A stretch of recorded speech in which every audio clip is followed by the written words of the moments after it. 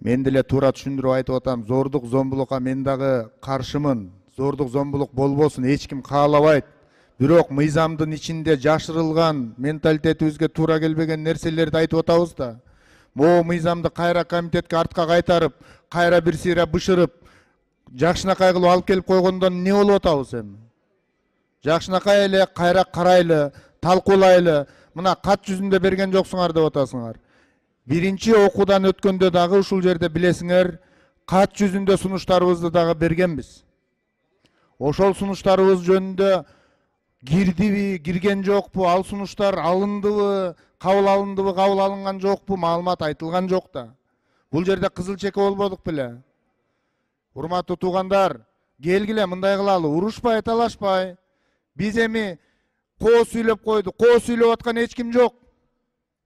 Коо сүйлөгөндөр сүйлөп, ушундай мыйзамдардын артына жашынып алып, тескерисинче элдин ичине, келечегине, салтына, наркына бүлүк салып атпайбызбы? Андай болбойт, андай болбойт. Биз салтыбызды сатып, наркыбызды сатып, оокат кылбай эле коелу.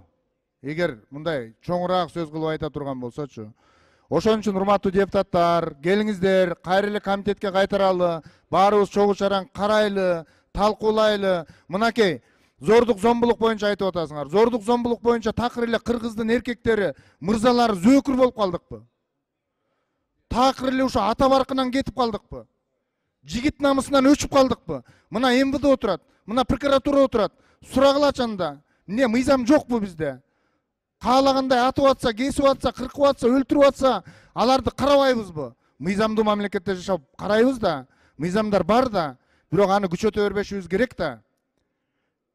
Кыргыздар эзелтеден бери айымдарды сыйлап келбеди беле? Урматтап келбеди беле? Бүгүнкү күнгө чейин эле сыйлап келатат кыргыз айымдарын. Дайыма сыйлайт. Эми эл ичинде болот экен, бир карым майды бир кумалак чиритет экен, бир айылда бир тентек болот экен.